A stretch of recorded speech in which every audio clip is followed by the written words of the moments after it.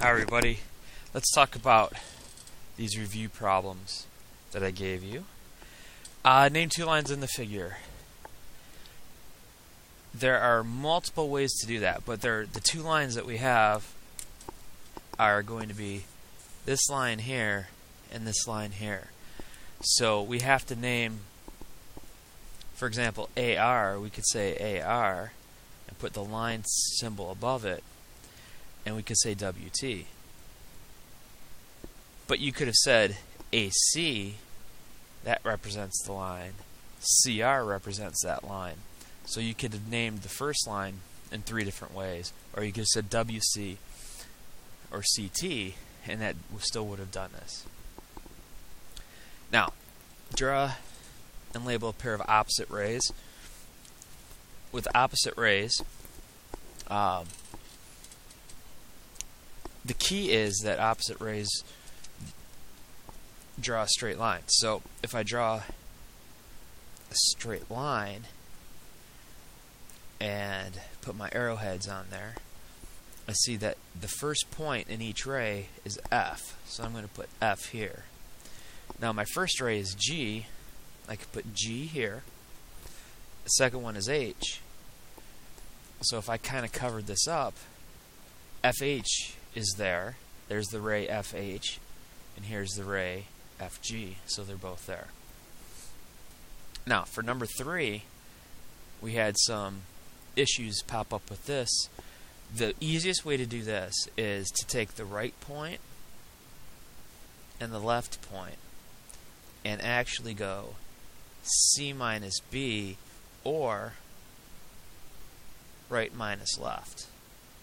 That's the best equation that you can use to do this, because I have a negative 1 here, so it's negative 1 minus, that's negative 8, and negative 8, which is equal to negative 1 plus 8, which is equal to 7.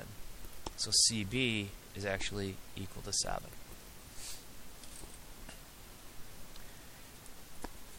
For number 4, D is between, let me move that up a little bit, D is between C and E. So when you see the word between, don't assume that these two sides have to be equal to each other. We only know that when we see the word midpoint. But this is the segment addition postulate.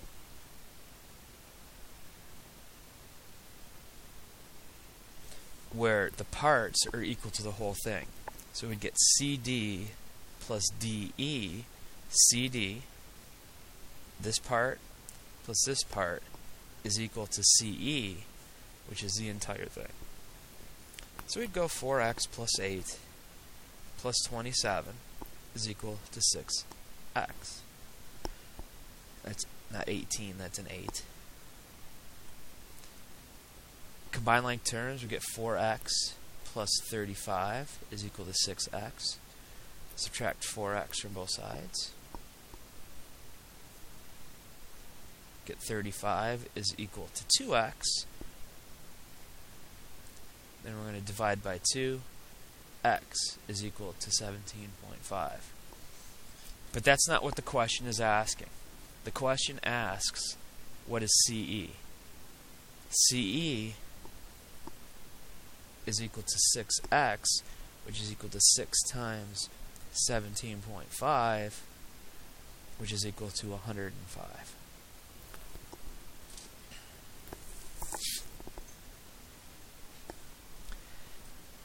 Now, number 7, you have to take a look at the angle. We want BOD, so we want this angle here.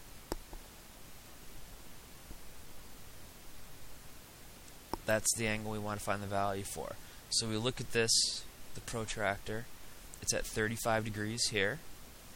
This one is at 125 degrees here.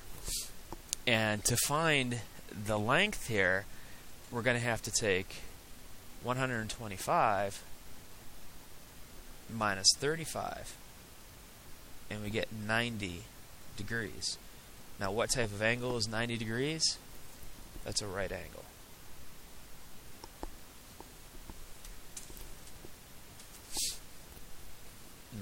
So you can pause these and replay them as you need. Now, number 5. K is a midpoint of JL. First thing we should do when we see that sentence, draw a segment, JL, and put K right in the middle. And then we should put congruency marks that tell us that those two sides, or those two segments, are congruent to each other. And we're told JK right there is equal to 6x, so I'll label that 6x, and this is 3x plus 3. And it's asking us to find the length of JK, the length of KL, and the total length of the segment. Well, since it's the midpoint, these two sides are equal to each other, I could say that 6x is equal to 3x plus 3. And I'm going to subtract 3x from both sides, so I say negative 3x equals negative 3x. I get 3x is equal to 3, and using some mental math, x is equal to 1. Now for JK, I know that 6x, that's going to be 6 times 1, which is 6. KL is equal to the same thing, which is 6. Because if this is 6, this has to be 6. And JL has to be equal to JK plus KL, which is 6 plus 6, which is 12. So be careful when you're dealing with between and midpoint. Alright, we have a pendulum. Goes from point A to point C, back to point A to point C. And it asks us to name all the angles in the diagram. In the diagram there are 3 angles. There's angle 1, there's angle 2, those are the obvious ones. With a third one is the big one. So I'm going to start off by saying, alright, angle AOC is the big angle. Then angle 1 here is angle AOB, and angle 2 is angle BOC. So I got my 3 angles from there. And there are no other angles besides those. I'll give you another look at that. So you can kind of, like I said, go back, rewind, do what you got to do. This problem tripped us up a lot. This angle, IJK, is this angle right here. It's the entire angle. IJL here is 20 degrees. The one that I don't know is x. The segment addition postulate says 20 plus x, these two parts together, is equal to 57. So I say negative 20 is equal to negative 20. Then I add these two equations together. X is equal to 37. So the measure of angle IJK is equal to 37 degrees. Alright, number 9. BD bisects ABC. So if I drew the angle ABC here, ABC, and here's D, this bisects it, so these two sides have to be congruent to each other, because bisecting means cut into 2 equal parts. So ABD, 7x minus 1. DBC, which is right here, is 4x plus 8. And they should be equal to each other. And if I want to find angle ABD, I'm trying to find this guy. So I need to find x, and then once I find x, I just throw it in here. So I get 7x minus 1 is equal to 4x plus 8.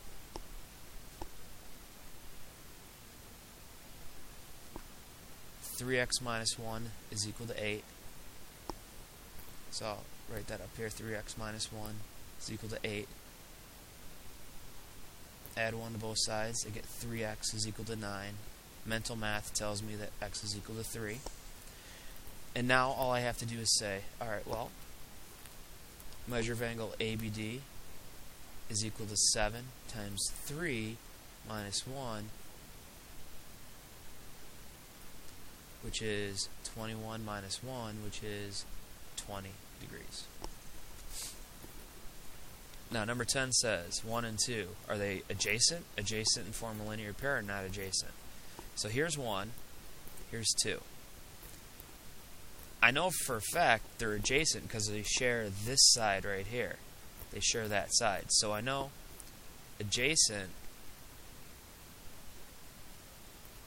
is a yes. Now, do they form a linear pair?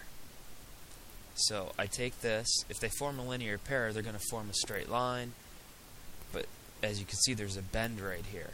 So if there's a bend, then no, they don't form a straight line. So we can only say that they're adjacent only, because they're not adjacent, and they don't form a linear pair. They're only adjacent. Alright, number 11. Find the complement. Complements, the sum of the angles is equal to 90 degrees.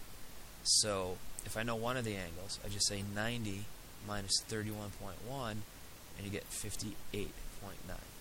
That's all you got to do. If it was supplementary, it'd be equal to 180. Now the measure of angles, their complements. So I got two angles that I'm going to add together to be 90 degrees. I don't know any of the angles, so I'm going to let one angle be x. And now, this is a trick that you can use to kind of solve everything, is let one angle be x, and then do all this crazy math that's in the problem to it. It says 2 degrees more than 3 times. 2 degrees more than, for the second angle, you're going to add 2 to it. So I have a positive 2 plus 3 times x is equal to 90. So 2 plus 4x, combining like terms, is equal to 90. Subtract 2.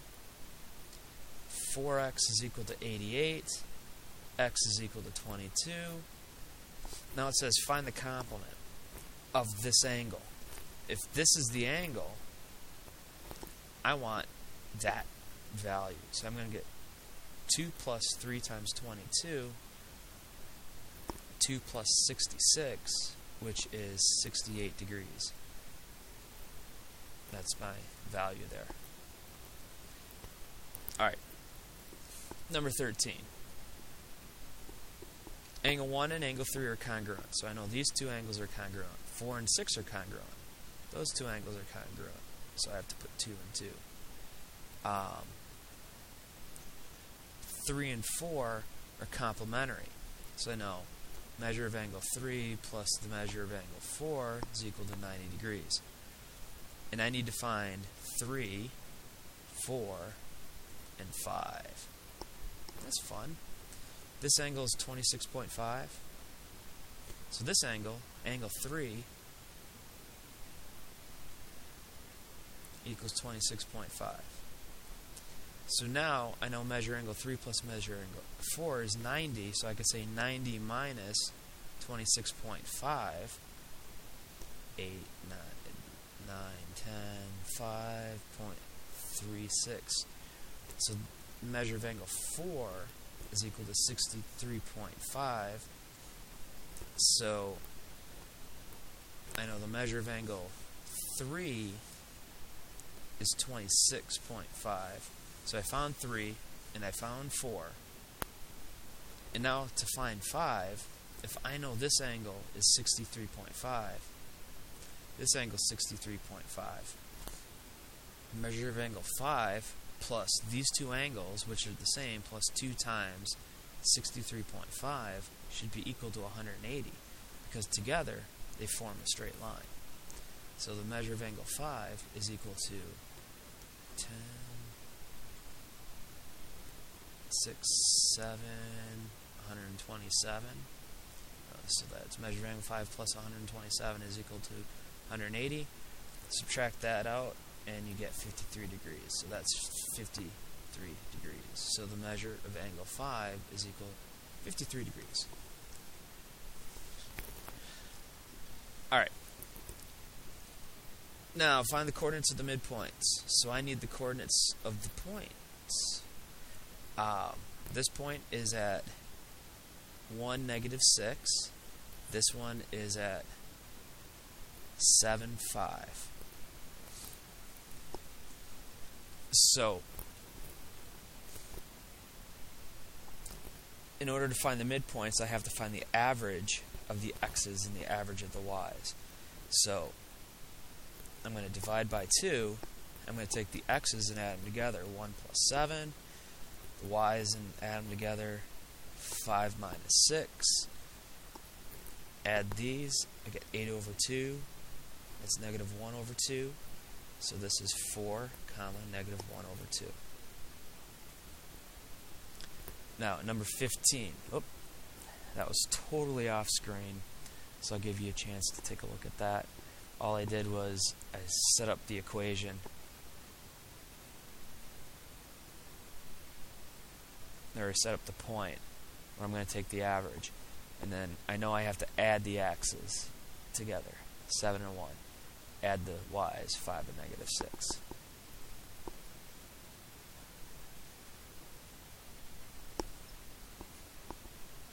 Alright, here's another midpoint problem. AN. So draw AN. And the midpoint's M. So there's the midpoint. A has the coordinates negative 6, negative 6. M has the coordinates 1 and 2. And I want to find the coordinates of N. Now, this isn't 100% algebraically perfect, but this is a really good way of solving this problem. What do I have to do, adding or subtracting, to negative 6 to get the 1? I have to add 7, and I get the 1, because negative 6 plus 7 is equal to 1. So I'm going to do the same thing here. I'm going to use this pattern to solve this problem, and I get an 8 for my x coordinate there. My y coordinate here, negative 6 to 2, that's just add 8. So I'm going to add 8 here, and I'll get a 10. So therefore, N has the coordinates 8, 10. Alright, we're kind of in the home stretch here. There's only 2.5 pages or so. Alright. This problem. We've seen this one before. Find the lengths of CD and EF and determine if they're congruent. Well, if they're equal, they're congruent. If CD equals EF, then they're congruent. When you have the coordinate plane, I will always say, use Pythagorean theorem. That's a 2, that's a 3, that's a 2, that's a 3. I'm not worried about slope, so I'm not worried about rise and run. I'm just worried about what's the length of each side. So I know EF is equal to 2 squared plus 3 squared, or EF squared. EF squared is equal to 4 plus 9, which is equal to 13. So EF is equal to the square root of 13. Now for CD squared, that's equal to 2 squared plus 3 squared. Well, here, you can kind of see that they're the same problems. So if they're the same problems, we're going to get the same answer. Well, at least we hope so. We get 4 plus 9. So CD squared is equal to 13. CD is equal to the square root of 13. What that tells me is that CD is equal to EF, and that leads me to the conclusion that CD, the segment itself, is congruent to EF. So that's all you have to do in that problem. Alright, number 17, corresponding angles. Give an example. Same spot. There's a set.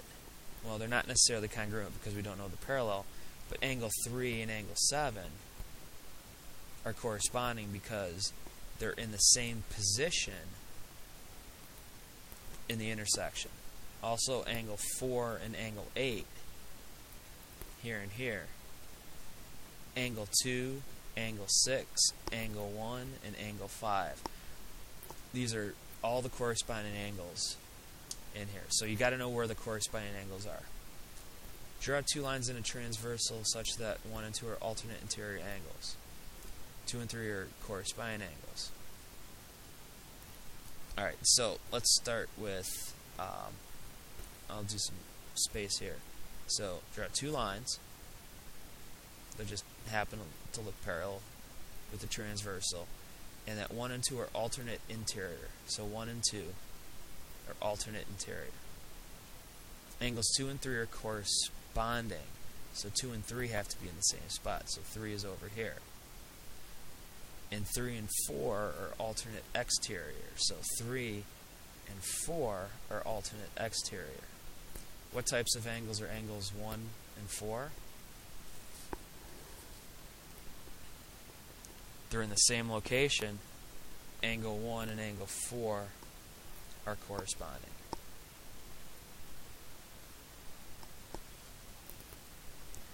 Alright, now I know these are parallel because I see the parallel marks.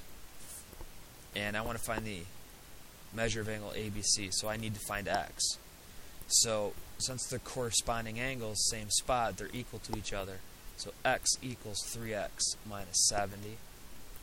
Subtract 3x from both sides. So I get negative 2x is equal to negative 70 divided by negative 2. X is equal to positive 35 degrees. So that's 35 degrees. I want ABC, ABC. This has to be 35 degrees as well. So the measure of angle ABC is equal to 35 degrees. These ones aren't too bad. Alright, RST. RST. So I want that angle. We have alternate exterior angles, and those are congruent. So I can say that 3x is equal to, 3x is equal to 4x minus 24, subtract 4x, minus 4x, negative x is equal to negative 24, which means x is equal to 24. I need RST, so I need that angle, so I'll say 3 times 24 is equal to the measure of angle RST. 12, 6, that's 72 degrees is equal to the measure of angle RST. Now we need to find the angle 1.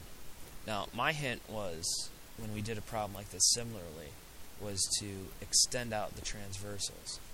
So if this is 130 degrees, this is 130 degrees. That's 130 degrees. This has to be 50 because they're a linear pair. That has to be 35 degrees.